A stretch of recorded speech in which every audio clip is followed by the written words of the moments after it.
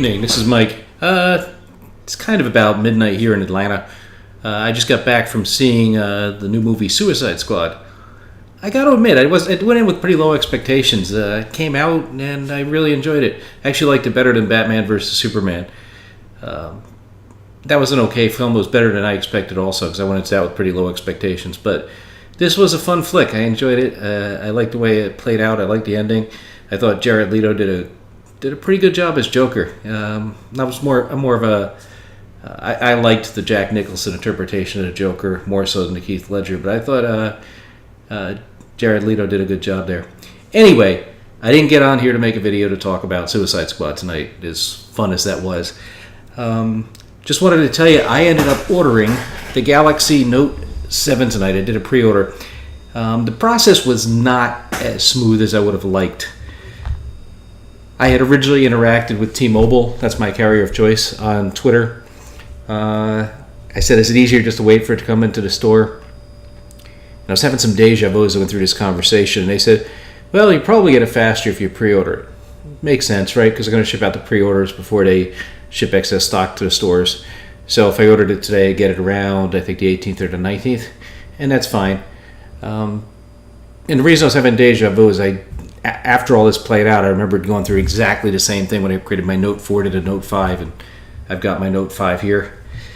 So I tried to go through the upgrade process, and it crashed. So I got on Twitter. I was like, what's going on here? How come it doesn't work? Oh, we'll give you a call. So she gives me a call. I forgot her name, unfortunately. She was super nice, very helpful. She said she was getting an error at her end. So she researched it. It looks like the system was just overloaded. Too many people ordering phones. So she's going to work that out and then give me a call back. So she tried to call me back, and unfortunately I missed the call, or I hit the wrong button, and I couldn't get her back. So she left me a voicemail. Says, oh yeah, well, we got the error fixed, and I was going to help you through it, but since I couldn't get a hold of you, just go through the website. Okay, so fair enough. We'll give it a try. So I go through the website, and I did get past that first screen, but then I got to the last screen where it actually shows you what you're paying for and what your payments are, and you have to accept basically that document, and then you go ahead and confirm it, and on you go with the order. Well, it hung. It wouldn't let me pass that last PDF file. So at this point, I've literally been trying to order a phone for 4 hours. I just got frustrated. So I got back on Twitter, and I said, hey, what's going on? And, oh, we'll give you a call, but we're really busy right now. I said, not for nothing. I said, but it shouldn't be this painful to buy a phone off you. I feel like I'm begging you to give money. Now, keep in mind, I'm like one of the biggest T-Mobile proponents in the world. I love everything about this company, what they're doing. But every company's going to have a point where they're going to kind of fall down a little bit. And this was one of those times, so I was really frustrated. So this is where the Suicide Squad part comes in, right? So I already had some tickets, thankfully, of my family that has mobile phones. I have 4 people in this house that have T-Mobile phones, and thanks to T-Mobile Tuesday, we all had free Suicide Squad tickets. I just had to buy for my youngest, right? So we go off to the mall, and we got our free tickets. We get up front to buy the one for the youngest, and he was, unfortunately, they were sold out. So I was like, well, I guess none of us are going because I can't leave the 8-year-old outside by himself. So the girl that works inside the ticket counter, she goes, no problem. She goes, I'll just give you tickets for the 9:30 show, which was 7:30 now. I said, okay, that's fine. Yeah, we'll wait. We'll go get some gelato or something and chill out. So she exchanged the tickets. So now everybody's got tickets to Suicide Squad, and I'm sitting in the mall eating gelato, and I'm saying, okay, I got some time to kill. Let me go up to the T-Mobile store. So off we go. We'll go up there, and the same girl that sold me my Note 3, Note 4, and Note 5 is still working there. And hey, how you doing? I said, great. I said, I've been trying to pre-order this Note 7. Oh, for those of you that know, by the way, there is no Note 6. They skipped it. 2 reasons for it. One is their flagship phone, the S7. I think probably the Note 5 sales were a little lower than they expected, and it's probably due to a number of reasons. Marketing is one of them, but the other part might have been that they cut too many features out, but I don't want to get into all that. But what they're trying to do is, instead of having their flagship phablet being a version 6 and their flagship phone being a 7, they decided to level parity. So they skipped 6, and we're going straight to 7. So no Note 6, there is a Note 7. So we go There's a Note 2, a Note 3, a Note 4, a Note 5, and now a Note 7. Okay, so if anybody ever tells you there's a Note 6, doesn't exist. Sort of like a 1983 Corvette. You're never going to find one. Anyway, so I told her, I said, I've been trying to order this Note 7. I said, I've got hours on the phone. I've been driving people at T-Mobile nuts, and I still don't have a valid order for a Note 7. She goes, no problem. And they happen to have one in the store.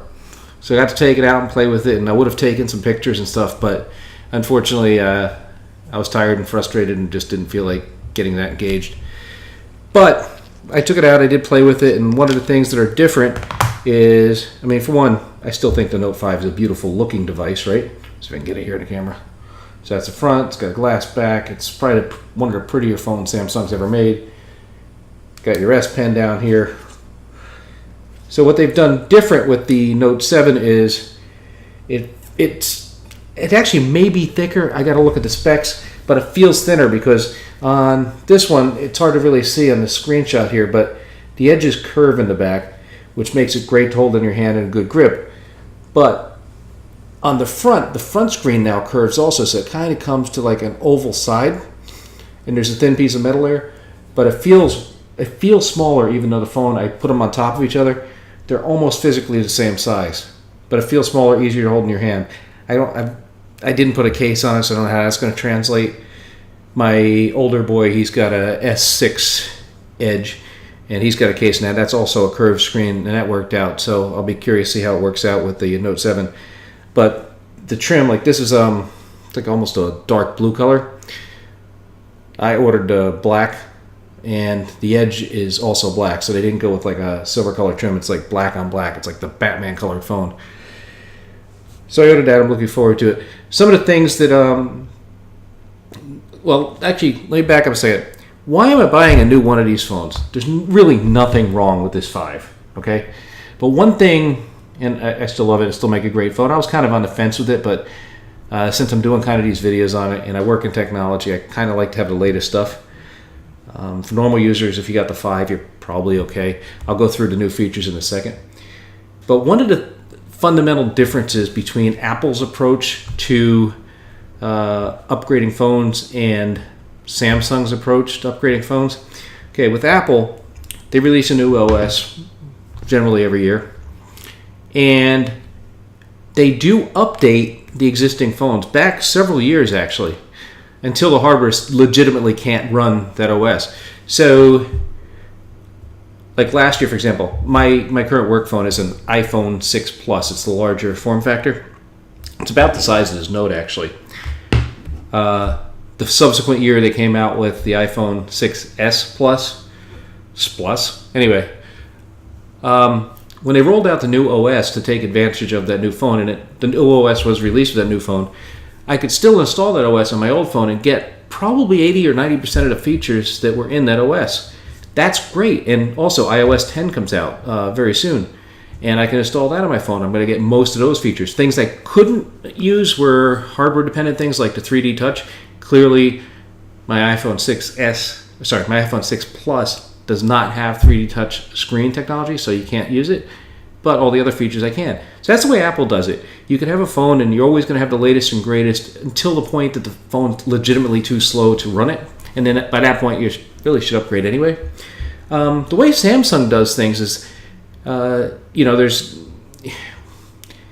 there's no real pure Android here, right? So you got Android as one layer, and then above that you've got their TouchWiz interface and whatever customizations they put on it. And on top of that, you've got whatever customizations the carrier puts on top of it. And that's another issue, right? Because when Apple releases a new operating system, it goes out to all the iPhones on the same day because you're getting it directly from the source, and they created the phone. The carriers really don't get to touch it at all. Whereas with Android, there's a couple layers, right? So you got Google that releases the Android operating system, and then that's got to go out to the manufacturers, so Samsung, LG, HTC, Huawei, and they're going to do whatever customizations they have for their individual handsets. And then, still not done yet, and then that bundle goes off to the various global carriers. So here in the US, it would be T-Mobile, AT&T, Sprint, Verizon. Over in Europe, you're going to have also T-Mobile and Vodafone and all those guys. And then they're going to put on their customizations.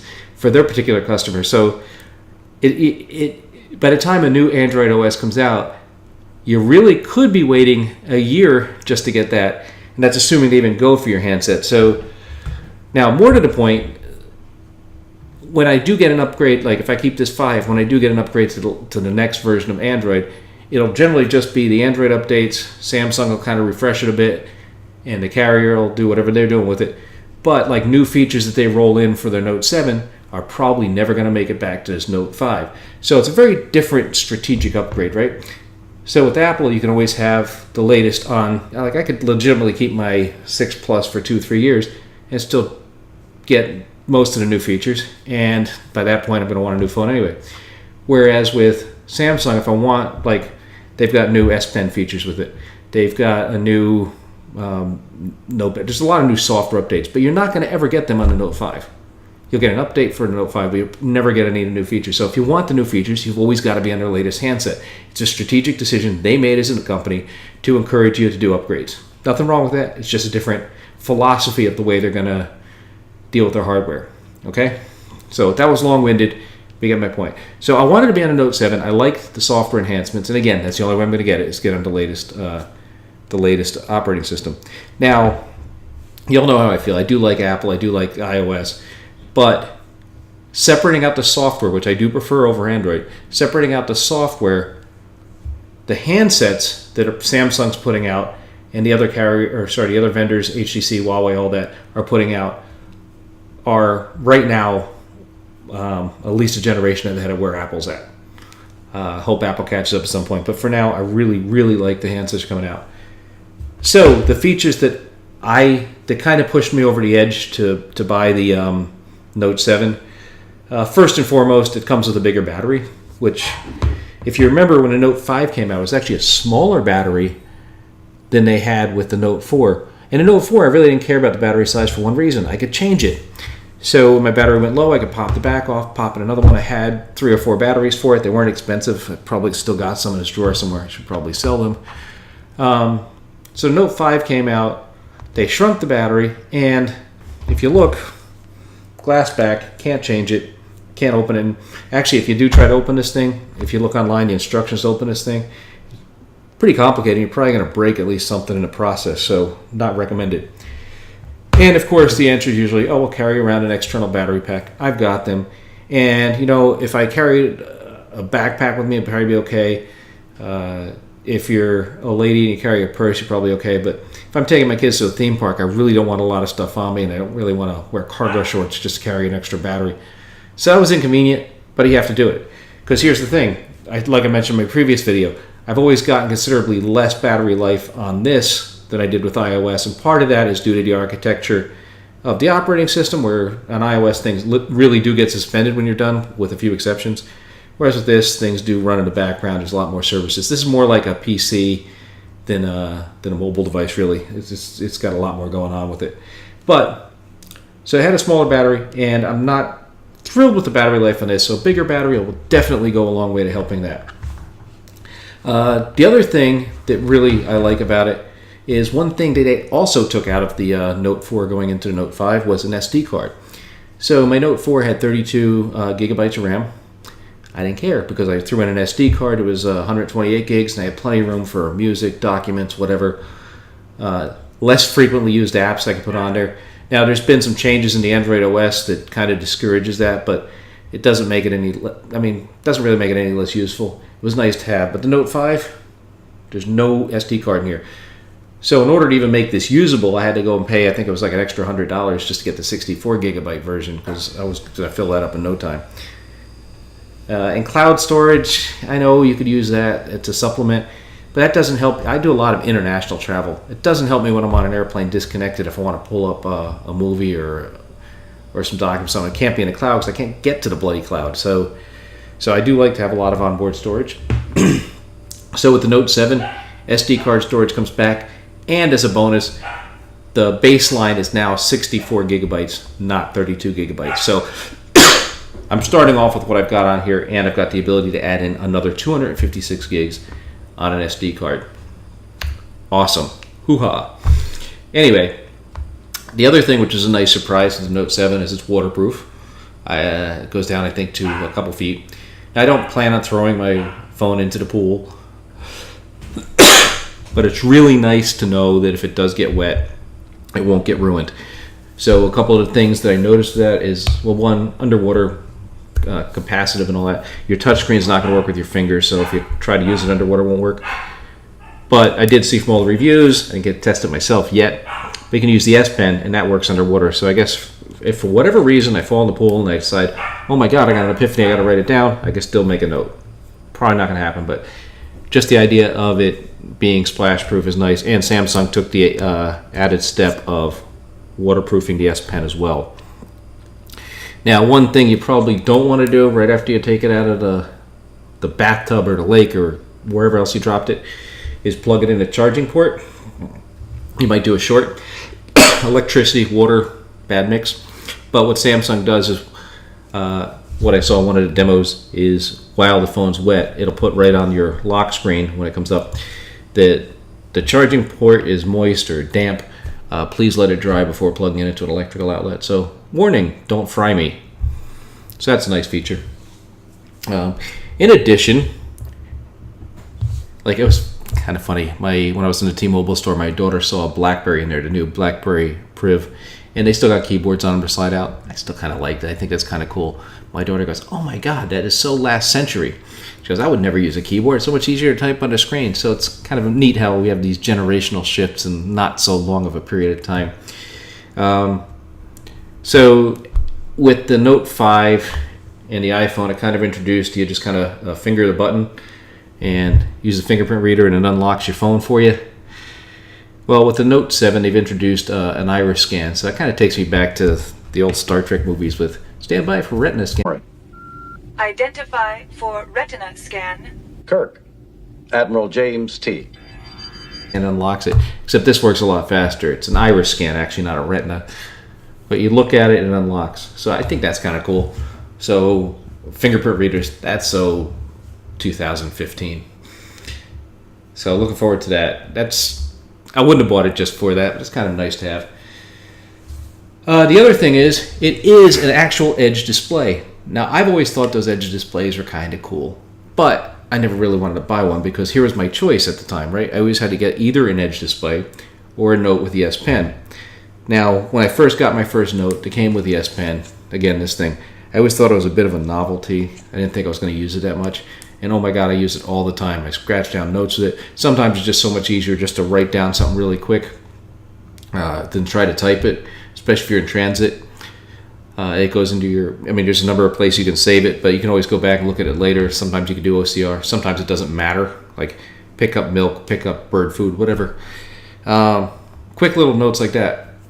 Sketches, like if you're trying to diagram something, it's just easier to scratch it out. Now, I've got an iPad Pro, and that's got its own pencil with it, but often I don't have my 12-inch tablet with me, and this is a great alternative. So I never, ever want to give up that S Pen. That's one of the main reasons I don't use the S7, and I wait for the Note models. Love the S Pen. And the new S Pen has some new AirTouch commands. It's more precise. But going back to the Edge display, I always had to choose between either getting the Edge display and no S Pen, or the S Pen, and I always went with the S Pen. So with Note 7, what they've done is they've gone out and added in both. I've got the S Pen and an Edge display. So the Edge display, I can't really show you here, and I wish I had my son's phone right here to show you because he has the S6 Edge. You basically slide off to the side, and there's a separate set of apps you can use there. In addition, along the edge, you can run little apps to show like news tickers and things like that. And they've had a little bit of traction in getting those apps developed. Starting with the Note 7, I think I heard there was like 100 and some apps currently available.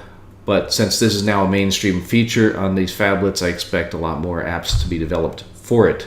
So really looking forward to playing with that Edge. So if there was actually main reasons I decided to upgrade, it was the bigger battery, the SD card, the Edge display, and I'm going to talk about the camera in a minute. The other thing that they've added into the device was, I believe it's called Gorilla 5 Glass.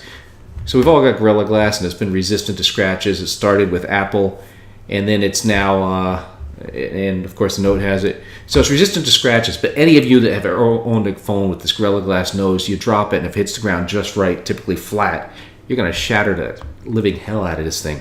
And I've been pretty lucky without breaking it. And then over the summer, I managed to break my iPhone glass twice in a matter of a month. Crap ain't cheap to fix, so try to avoid that. And normally I keep my phone in a case. This just happened to be the only 2 times I didn't have it in a case. When I have it in a case, I never drop it. With the exception of today. I actually dropped my Note 5 earlier today, but I had it in one of these gel cases I picked up off Amazon. $7 case. If you look, the sides like really tore up. This little flexible thing saved this from damage. So I am a big believer from going outside to carry it. I don't know. I've heard like if you look at Steven Spartling's channel, he never uses a case. He claims he never drops a phone. I'm envious of that guy because I drop crap all the time. I really wish I didn't, but a case always helps. Now I don't think I necessarily drop it to the point I need a Gorilla Case protection where you drop it off a building. But anyway, this Gorilla Glass, OtterBox, that's what I was talking about, not Gorilla Case. What the hell's a Gorilla Case? I was talking about the OtterBox. Those things, I mean, you can take those things to Iraq and they'll survive. They're also big. But the Gorilla Glass 5 that comes with the Note 7, apparently now you can drop it from 5 feet and the phone will survive. I didn't say it won't get scratched, but it supposedly won't shatter. And considering these are even more expensive to repair than an iPhone, that's a good thing. Now that said, I am not going to be the one on YouTube dropping a phone to test it. I don't have that much revenue from this channel to do that. I'll leave it to my other YouTube colleagues out there to go out and drop phones, and I'll be cheering on, going, "Yay! Thanks for the education." I'm not going to be dropping a phone. So if you're looking to drop a phone, find somebody else's channel. I'm not doing any phone drops, but that is one of the features that'll be nice to have. The other thing they've added in is a USB-C connector, so we've gotten away from USB. And I always thought it was kind of weird when we were at the Note 3, which was the first Note I owned. That had a USB 3 connector on it, right?